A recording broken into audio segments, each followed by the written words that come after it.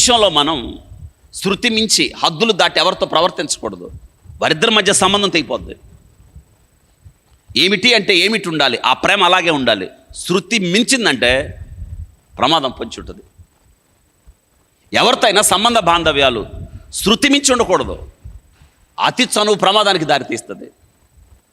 మనం ఏమనుకుంటామంటే మనవాళ్లే కదా, ఎస్ మనవాళ్లే, కానీ అదే సమయంలో నీ జీవితంలో నీ హద్దులు కూడా తెలుసుకోవాలి.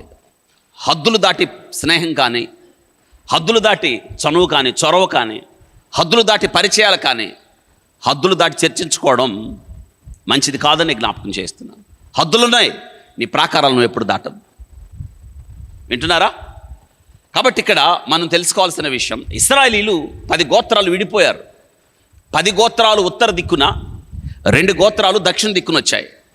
ఉత్తర గోత్రం ఇశ్రాయేలీల రాజ్యం అన్నాం, దానికి సమరయ ముఖ్య పట్టణం. వింటున్నారా? మొట్టమొదటి రాజు యెరోబాము.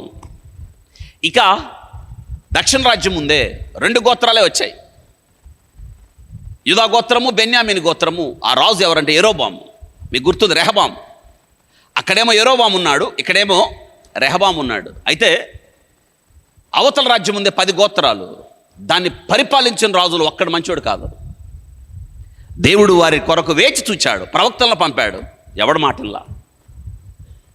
మళ్ళీ చెప్తున్నాను, పతనం అవడానికి కారణం ఏమిటంటే మన పాపం, మన అవిధేయత. దేవుని వాక్యాన్ని జీవితంలో నుండి పక్కకు నెట్టేస్తే పతనమావుకి ఏమవుతాం? చివరిగా ఇర్మియా కూడా ఏడ్చాడు వాళ్ళని చూసి, మనం విన్నాం. వాళ్ళ చూసి దుఃఖపడ్డాడు, బాధపడ్డాడు. ఎవరి మాట వినలేదు వాళ్ళు, అటోళ్ళు వినలేదు, ఇటోళ్ళు వినలేదు. అటు వాళ్ళనేమో దేవుడు 10 గోత్రాలను